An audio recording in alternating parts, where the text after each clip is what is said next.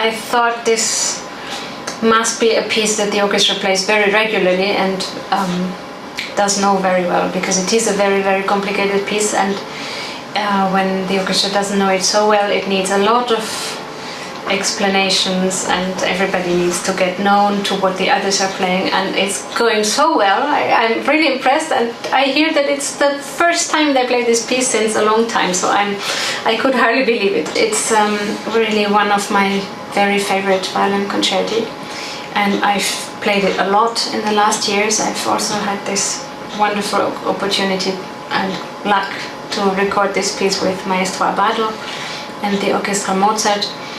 And that has been a very special experience for me, and of course I have been preparing especially intensely for this recording.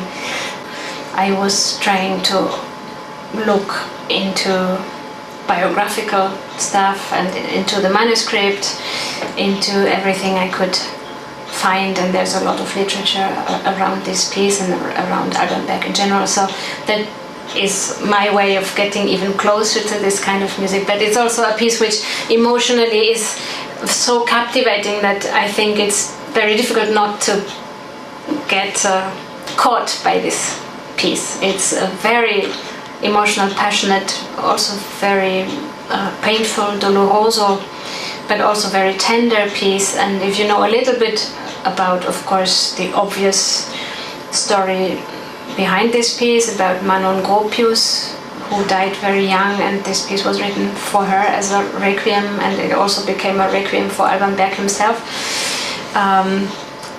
You can find a very direct access emotionally to this piece, and then also it's extremely interesting to see how Alban Berg, with all this passionate and emotional content, still kept a very cool head while constructing the piece, and it's absolutely incredible how he does write such a very, very logical 12-tone work throughout the whole piece. Incredibly strict and logical piece, and very intellectually built up. And still, while listening to this piece, the emotional content is so clear, and it does never become mathematics or just a structure piece. So it's just a very unique and very very, very particular piece, which I count amongst my very preferred favorite pieces.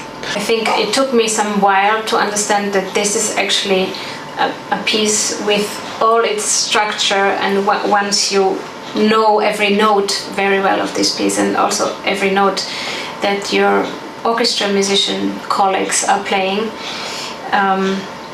you can let yourself go and try to be as urgent in your musical interpretation as possible, and not try to make nice and correct sounds.